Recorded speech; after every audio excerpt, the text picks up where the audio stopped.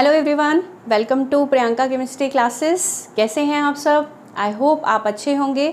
जैसा कि last lecture में हमने इलेक्ट्रोकेमिस्ट्री चैप्टर 3 जो क्लास 12th का है उसके कुछ टॉपिक्स हम डिस्कस कर चुके हैं, जिसमें हमने इलेक्ट्रोकेमिकल सेल के बारे में डिस्कस कर लिया है, इलेक्ट्रोकेमिकल सीरीज़ क्या होती है, इलेक्ट्रोड पोटेंशियल कैसे निकाला जाता है किसी भी सेल का ईएमएफ, वो सब बातें हम कर चुके हैं लास्ट वीडियोज़ में। आज जो लेक्चर होगा वो हमारा होगा change in Gibbs free energy. ठीक है, तो आप हेडिंग लगाएं, change in Gibbs free energy. Change in Gibbs free energy. ये गिब्स फ्री एनर्जी बच्चों, ये जो टर्म है ये एक थर्मोडायनेमिक टर्म है। कौन सी टर्म है? थर्मोडायनेमिक टर्म है। ठीक है, थर्मोडायनेमिक्स आपने क्लास 11th में भी थर्मोडायनेमिक्स जब चैप्टर पढ़ा था तो आपने ये पढ़ा था कि जिस रिएक्शन के लिए change in Gibbs free energy, इसको हम डेल्टा जी से डिनोट करते हैं, रिएक्शन की change in Gibbs free energy. जिस रिएक्शन का डेल्टा जी नेगेटिव होता है वो रिएक्शन जो होती है वो स्पॉन्टेनियस होती है, वो रिएक्शन फिजिबल होती है, वो रिएक्शन स्पॉन्टेनियस होती है। ये जनरल बात है। थर्मोडायनेमिक्स कहती है जो रिएक्शन, जो भी चीज़ जिसका डेल्टा जी नेगेटिव आएगा वो रिएक्शन कैसी होगी? स्पॉन्टेनियस। और जिस रिएक्शन का डेल्टा जी पॉजिटिव आता है वो कैसी होती है? Non spontaneous. Non spontaneous. ठीक है, और अगर डेल्टा जी ज़ीरो आ गया दैट मीन्स उस रिएक्शन ने इक्विलिब्रियम अटेन किया हुआ है। क्या अटेन किया हुआ है? इक्विलिब्रियम। इक्विलिब्रियम कंडीशन पर डेल्टा जी की वैल्यू क्या होती है? ज़ीरो। ठीक है, अब ये गिब्स फ्री एनर्जी हम किसी की निकाल नहीं सकते, हमेशा क्या निकालते हैं? Change in Gibbs free energy. और change in Gibbs free energy के लिए मैं कौन सा एक सिंबल यूज़ कर रही हूँ? डेल्टा। ठीक है, किसी भी रिएक्शन की change in Gibbs free energy क्या होती है बच्चों? जितना भी यूज़फुल जो वर्क है वो किया जाता है, जब भी किसी सिस्टम के द्वारा useful work done by the system, actually delta G क्या है? Most useful work done by the system. System के द्वारा जितना भी यूज़फुल वर्क किया जा रहा है वो क्या है? Gibbs free energy. ठीक है, उस सिस्टम की क्या है?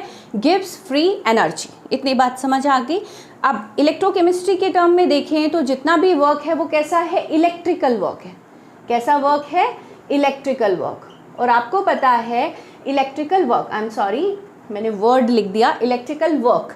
ठीक है, इलेक्ट्रिकल वर्क ध्यान से देखना, इलेक्ट्रिकल वर्क है। एक सेकेंड में इलेक्ट्रिकल वर्क किसके बराबर होगा? जितना भी इलेक्ट्रोलाइटिक पोटेंशियल होता है, इलेक्ट्रोलाइटिक पोटेंशियल, वी लिख देती हूँ अभी।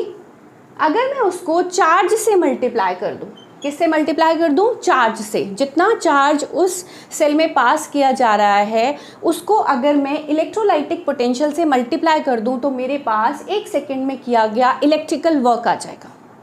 बात समझ आ रही है?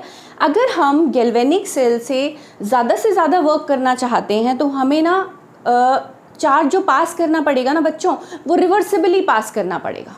ठीक है, कैसे पास करना पड़ेगा? रिवर्सिबली। और जब हम रिवर्सिबली चार्ज पास करते हैं उससे क्या होता है? Change in Gibbs free energy कम हो जाती है। क्या हो जाती है? कम। मेरी बात ध्यान से सुनो, electrical work done in 1 second is always equal to electrolytic potential. अभी मैं इलेक्ट्रोलाइटिक पोटेंशियल है तो मैं इसको ई नॉट सेल लिख दूंगी। क्या लिख दूंगी? E not cell multiplied by charge passed. Charge pass किया गया। अगर हम गैल्वेनिक सेल के द्वारा ज़्यादा से ज़्यादा काम करना चाहते हैं तो हमें ये जो चार्ज है वो रिवर्सिबली पास करना पड़ेगा। और जब भी रिवर्सिबली चार्ज पास किया जाएगा तो डेल्टा जी की वैल्यू क्या हो जाएगी? कम हो जाएगी। तो इसके आगे क्या साइन आ जाएगा? नेगेटिव। नेगेटिव साइन क्या बता रहा है? कि ये जो चेंज इन फ्री एनर्जी है वो क्या हो गई है? डिक्रीज हो गई है।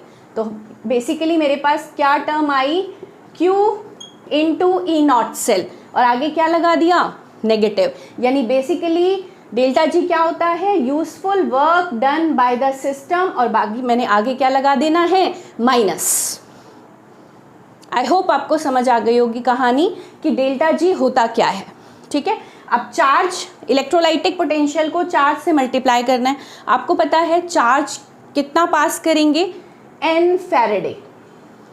अभी बताती हूँ n क्या है, फैराडे क्या है, ध्यान से सुनना।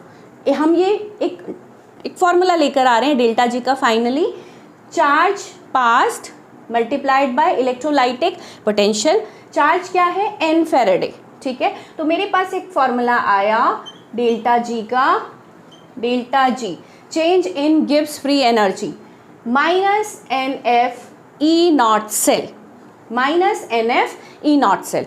चूंकि ये स्टैंडर्ड इलेक्ट्रोड पोटेंशियल है तो ये जो निकल के आएगा ये भी स्टैंडर्ड कंडीशन में आएगा। तो बेसिकली मेरे पास फॉर्मूला क्या आ गया, delta G naught is equal to minus NF E not cell, minus NF E not cell, ठीक है। क्लियर हो गई बात, इतनी बात समझ आ गई। ये फॉर्मूला हमें यूज़ करना है। अब बताते हैं ये n क्या है, फैराडे क्या है। n क्या है बेसिकली बच्चों, number of exchange electrons, exchange electrons है सेंस number of moles of, number of moles of exchange electrons. अभी बताती हूँ क्या है बच्चों, f क्या है, फैराडे, फैराडे, ठीक है। और जो फैराडे होता है, एक फैराडे की वैल्यू 96,500 कूलम के इक्वल होती है। अप्रॉक्सीमेट बता रही हूँ, एग्जैक्ट वैल्यू की बात करूँ तो 96,487 कूलम। आप कौन सी यूज़ करेंगे कैलकुलेशन में, 500, ताकि ईजी हो जाए, ठीक है। कैलकुलेशन कैसी हो जाए, ईजी हो जाए। तो आप क्या यूज़ करेंगे, 1 faraday is equal to 96,500 coulomb. आप इतनी बात नोट करें। फिर मैं आपको बताती हूँ ये n क्या है, हम किसी भी सेल के अंदर n की वैल्यू कैसे निकालेंगे, ठीक है। तो उस पर आते हैं, पहले इतनी बात नोट करें कि बेसिकली डेल्टा जी होता क्या है, negative useful work done by the system, ठीक है। और डेल्टा जी को हम किसके इक्वल कर रहे हैं कि जो इलेक्ट्रोलाइटिक जो पोटेंशियल होता है, अगर मैं उसको चार्ज से मल्टीप्लाई कर दूं तो 1 सेकेंड में जितना इलेक्ट्रिकल वर्क किया जाएगा वो हमारे पास आ जाएगा, ठीक है। फिर मैंने बोला कि गैल्वेनिक सेल में ज़्यादा से ज़्यादा काम करने के लिए, ज़्यादा से ज़्यादा वर्क डन होने के लिए हमें चार्ज को रिवर्सिबली पास करना पड़ेगा। अब जब चार्ज रिवर्सिबली पास होगा तो डेल्टा जी की वैल्यू नेगेटिव हो जाएगी, डिक्रीज हो जाएगी, तो माइनस साइन उससे आ गया। तो अल्टीमेटली चार्ज कितना पास हुआ, n फैराडे। मेरे पास फाइनल फार्मूला क्या आया, delta G is equal to minus NF E not cell. अब n क्या है, f क्या है, इसको रब करते हैं, फिर मैं आपको बताती हूँ, ठीक है। इतना नोट करें, फिर मैं इसे रब करके आपको n निकालना सिखाती हूँ।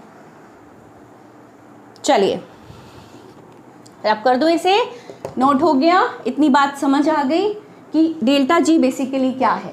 जिस सेल का डेल्टा जी नेगेटिव आएगा वो सेल काम करेगा, वो रिएक्शन स्पॉन्टेनियस होगी, अदरवाइज वो रिएक्शन नॉन स्पॉन्टेनियस होगी अगर डेल्टा जी क्या आ जाए, पॉजिटिव, ठीक है। अब देखो एक चीज़ पहले भी बताई थी कि किसी भी सेल में स्पॉन्टेनिटी लाने के लिए या फिर रिएक्शन की फिजिबिलिटी के लिए ई नॉट सेल का पॉजिटिव होना ज़रूरी है, ऐसा बोला गया था। अब सोच के देखो, ये पॉजिटिव होगा, पॉजिटिव नेगेटिव नेगेटिव, अगर ये पॉजिटिव होगा तभी तो डेल्टा जी जो है वो क्या होगा, नेगेटिव, और वो रिएक्शन कैसी होगी, फिजिबल। अगर ई नॉट सेल नेगेटिव हो गया तो minus minus plus, delta G क्या आ जाएगा, नॉन स्पॉन्टेनियस, वो रिएक्शन कैसी होगी, पॉजिटिव आने पर नॉन स्पॉन्टेनियस। तो किसी भी रिएक्शन की फिजिबिलिटी में ई नॉट सेल का पॉजिटिव होना, डेल्टा जी का नेगेटिव होना ज़रूरी है। आई होप आपको क्लियर हो गई होगी बात, ठीक है। अब थोड़ा सा इसको मैं रब करती हूँ, फिर बताती हूँ कि हम किसी भी सेल का NF कैसे निकालेंगे, n क्या है बेसिकली और फैराडे क्या है। चलिए मैं रब कर रही हूँ, ऑल राइट।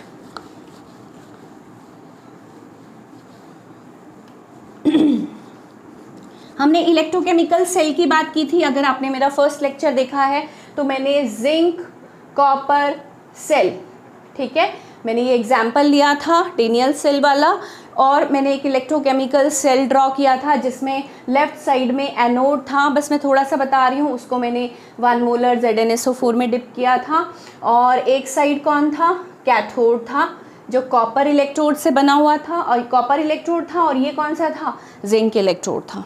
आप क्या देख रहे थे, जिंक का ऑक्सीडेशन हो रहा था, यहाँ से इलेक्ट्रॉन्स जो हैं वो यहाँ मूव कर रहे थे, ठीक है। Zn जो है वो जिन्होंने ये लेक्चर नहीं देखा प्लीज़ जाके फर्स्ट लेक्चर देखिए, तो ये वाला जो पूरा इलेक्ट्रोकेमिकल सेल है वो समझ आ जाएगा। मैं आपको एन निकालना सिखा रही हूँ, नंबर ऑफ एक्सचेंज इलेक्ट्रॉन्स क्या होते हैं, ठीक है। Zn 2+ में कन्वर्ट हो रहा था इलेक्ट्रॉन लूज करके, और कॉपर 2+ को जब कॉपर सल्फेट के सोल्यूशन में डिप किया गया था तो यहाँ से कॉपर 2+ 2 इलेक्ट्रॉन गेन करके कॉपर में कन्वर्ट हो रहा था, ठीक है। यहाँ इसका क्या हो रहा था, रिडक्शन, और यहाँ क्या हो रहा था, ऑक्सीडेशन। तो बेसिकली कितने मोल इलेक्ट्रॉन, 2 मोल इलेक्ट्रॉन यहाँ से कहाँ ट्रांसफ़र हो रहे थे, 2 मोल इलेक्ट्रॉन का ट्रांसफ़र यहाँ से एनोड से कहाँ हो रहा था, कैथोड, 2 मोल इलेक्ट्रॉन। और आपको पता है अगर 1 मोल इलेक्ट्रॉन का ट्रांसफ़र करना होता है तो कितना चार्ज रिक्वायर्ड होता है, 1 फैराडे। 2 मोल इलेक्ट्रॉन के लिए 2 फैराडे, 3 मोल इलेक्ट्रॉन के लिए 3 फैराडे, n मोल इलेक्ट्रॉन के लिए n फैराडे। तो इस केस में चार्ज कितना रिक्वायर्ड हुआ, कितना चार्ज क्रिएट हुआ, 2 फैराडे। कितना क्रिएट हुआ, 2 फैराडे, क्योंकि 2 इलेक्ट्रॉन लूज हुए और इसने 2 इलेक्ट्रॉन गेन करे। तो basically n is the number of loss electrons, number of gain electron, और you can say number of transferred electron from anode to cathode. Correct term आप बोल सकते हैं number of transferred electron, transferred electrons, number of moles of transferred electrons, ठीक है। अगर 1 मोल electron का transfer हो रहा है तो 1 फैराडे चार्ज की ज़रूरत होती है, 2 मोल इलेक्ट्रॉन का ट्रांसफ़र हो रहा है तो 2 फैराडे, 3 मोल इलेक्ट्रॉन का ट्रांसफ़र हो रहा है तो 3 फैराडे, n मोल इलेक्ट्रॉन का ट्रांसफ़र हो रहा है तो n फैराडे। बात समझ आई। फैराडे क्या है बच्चों, अब मैं बात कर रही हूँ 1 फैराडे क्या है, 1 मोल ऑफ इलेक्ट्रॉन।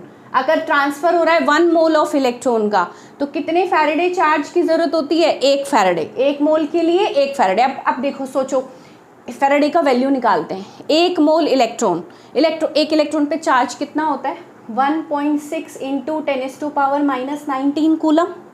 1 इलेक्ट्रॉन पे चार्ज होता है बच्चों, फिजिक्स में भी पढ़ा है, केमिस्ट्री में भी पढ़ा है। 1 मोल इलेक्ट्रॉन में कितने इलेक्ट्रॉन्स होते हैं, एवोगैड्रोस नंबर के बराबर। यानी मैं इसको अगर मल्टीप्लाई करूँ 6.02 इंटू 10⁻23 से, आपको पता है कितना आएगा, 96,487 कूलम। 1 फैराडे किसके बराबर है, 96,487 कूलम, जिसको मैं क्या ले लेती हूँ कैलकुलेशन में, अप्रॉक्सीमेट 500 कूलम, 96,500 कूलम। तो 1 मोल इलेक्ट्रॉन के ट्रांसफ़र के लिए 1 फैराडे चार्ज लगेगा, और 1 फैराडे चार्ज के लिए कितना कूलम होगा, 1 फैराडे चार्ज 96,500। इस वाले सेल में आप देख रहे हैं 2 इलेक्ट्रॉन का ट्रांसफ़र हो रहा है, तो कितना चार्ज लगेगा, 2 फैराडे। 2 फैराडे का मतलब n का वैल्यू 2, फैराडे की वैल्यू आपको पता ही है 500 कूलम। तो इस तरह से n क्या है, basically number of moles of exchange electrons, और you can say number of moles of transferred electrons. किसी भी सेल का निकाल सकते हैं। इस सेल में आपको पता चल रहा है Zn जो है Zn 2+ में कन्वर्ट हो रहा है, कॉपर 2+ कॉपर में कन्वर्ट हो रहा है। यहाँ Zn 2 इलेक्ट्रॉन लूज कर रहा है, यहाँ कॉपर 2 इलेक्ट्रॉन गेन कर रहा है। n का वैल्यू कितना हो गया, 2 फैराडे, 96,500 है। इस सेल का E0 सेल निकाल लें हम, E0 cathode minus E0 anode. अगर आपको याद हो तो इस सेल का E0 सेल हमने कितना निकाला था, 1.10 वोल्ट। सारी वैल्यूज़ रखेंगे और उस सेल का change in Gibbs free energy हमारे सामने आ जाएगा। अभी करते हैं 2 मिनट बाद। इतनी बात समझ आई, ये समझ आया कि 1 फैराडे की वैल्यू इतने कूलम क्यों है। 1 फैराडे का मतलब 1 मोल इलेक्ट्रॉन का ट्रांसफ़र करना है।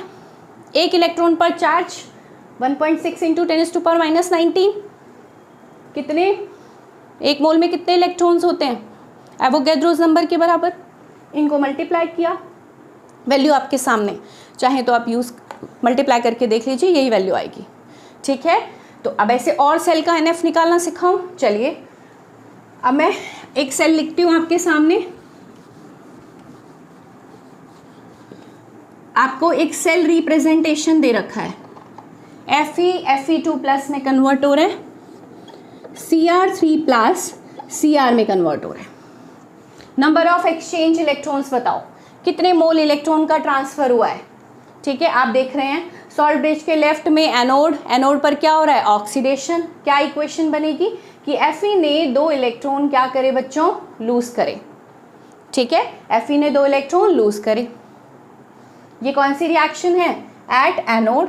अगर आपको याद हो तो कैथोड पर क्या हो रहा है बच्चों, कैथोड पर क्रोमियम 3+ क्रोमियम में कन्वर्ट हो रहा है। क्रोमियम के ऊपर +3 का चार्ज है, मतलब उसके पास 3 इलेक्ट्रॉन की कमी है। वो क्या कर रहा है, 3 इलेक्ट्रॉन गेन कर रहा है और किस में कन्वर्ट हो रहा है बच्चों, क्रोमियम में। 2 इलेक्ट्रॉन लूज हो रहे हैं, 3 इलेक्ट्रॉन गेन हो रहे हैं, वैल्यू बराबर नहीं है। हमें इक्वेशन को क्या करना पड़ेगा, बैलेंस करना पड़ेगा। इस बात का आपको ध्यान रखना है। यहाँ ना तो आप N2 लिखेंगे, ना तो N की वैल्यू 3 लिखेंगे। क्या लिखेंगे, इस इक्वेशन को 3 से मल्टीप्लाई करेंगे, इस इक्वेशन को 2 से मल्टीप्लाई करेंगे।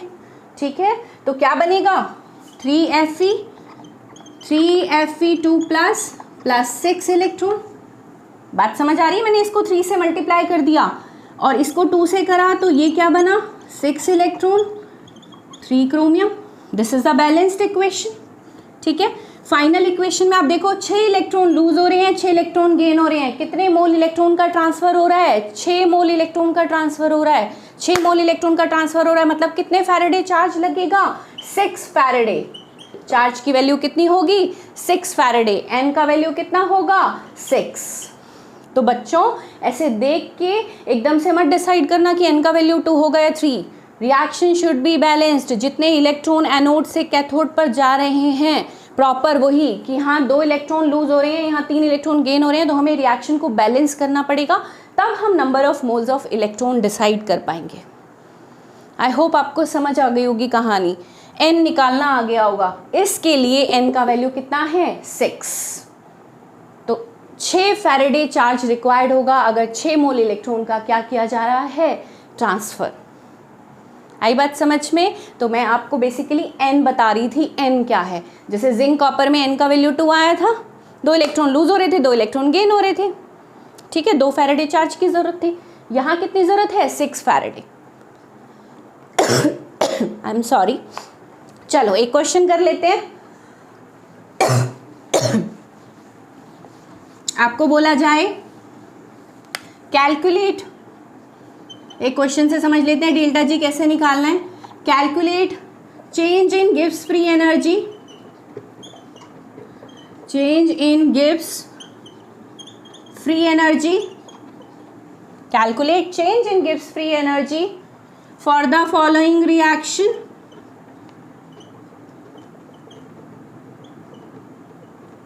ठीक है, रिएक्शन में क्या दे रखा है, Zn प्लस, या फिर ऐसे 2 इक्वेशन दे रखी है आपको, Zn2 प्लस 2 इलेक्ट्रॉन लूज हो रहा है, कॉपर 2 प्लस 2 इलेक्ट्रॉन लूज हो रहा है, कॉपर में कन्वर्ट हो रहा है।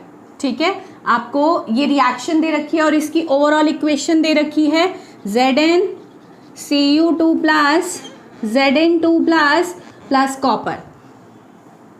और आपको एक डाटा गिवन है जो आपको निकालने की ज़रूरत नहीं है। गिवन डाटा दे रखा है कि E not cell for this reaction is 1.10 volt which is given. Question में दे रखा है कि इस सेल का स्टैंडर्ड इलेक्ट्रोड पोटेंशियल कितना है, 1.10 वोल्ट। हो सकता है नहीं भी दे रखा होता, नहीं दे रखा होता तो E naught cathode minus E not anode से हम कैलकुलेट कर लेते। उसके लिए सेकेंड लेक्चर देखिए, पूरा समझाया हुआ है कि किस तरह से हम कैथोड के रिडक्शन पोटेंशियल में से एनोड का रिडक्शन पोटेंशियल माइनस करते हैं और हमें E नॉट सेल मिलता है। ठीक है, हमें क्या निकालना है, डेल्टा जी क्या होता है, minus NF E not cell. और अभी अभी मैंने आपको बताया इस केस में 2 इलेक्ट्रॉन लूज हो रहे हैं, 2 इलेक्ट्रॉन गेन हो रहे हैं। कितने number of moles of electron का ट्रांसफर हो रहा है, 2 मोल इलेक्ट्रॉन का ट्रांसफर हो रहा है। तो इस रिएक्शन से देख के मुझे पता चल रहा है कि N का वैल्यू कितना है, 2 रख दें वैल्यू, -2 1 फैराडे पे कितना होता है, 96,500 coulomb. E not cell 1.10 volt. इसको सॉल्व करेंगे तो हमारे पास change in Gibbs free energy आ जाएगी, standard change in Gibbs free energy.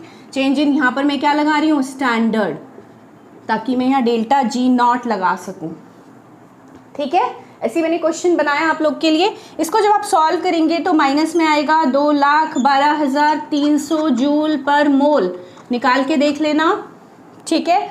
और किलो जूल में पूछे तो क्या करना है, डिवाइडेड बाय 1000, 3 के बाद पॉइंट आ जाएगा, यानी 212.3 किलो जूल पर mole is the correct answer of standard change in Gibbs free energy. I hope आपको समझ आ गया होगा कि किस तरह से हमें n का पता लगाना है, किस तरह से फैराडे की वैल्यू रखनी है और किस तरह से सेल का स्टैंडर्ड इलेक्ट्रोड पोटेंशियल यूज़ करना है, ठीक है। तो this is all about change in Gibbs free energy. In next lecture we will start Nernst equation, ठीक है, वो बहुत इंपॉर्टेंट है। जनरली आपको इसी फॉर्मूला को यूज़ करना है। एक फॉर्मूला में इक्विलिब्रियम कांस्टेंट की टर्म में भी आपको बता देती हूँ, कभी कभी क्वेश्चन में इक्विलिब्रियम कांस्टेंट गिवन होता है।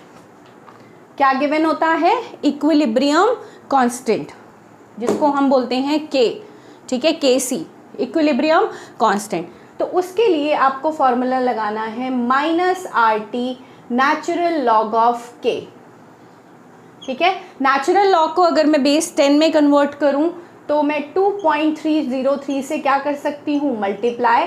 तो आप एक फॉर्मूला और यूज़ करेंगे, ये वाला। कभी कभी क्वेश्चन में इक्विलिब्रियम कांस्टेंट गिवन होता है या फिर डेल्टा जी दे रखा होता है, इक्विलिब्रियम कांस्टेंट पूछ लेते हैं, तो आप एक फॉर्मूला ये वाला भी यूज़ करेंगे।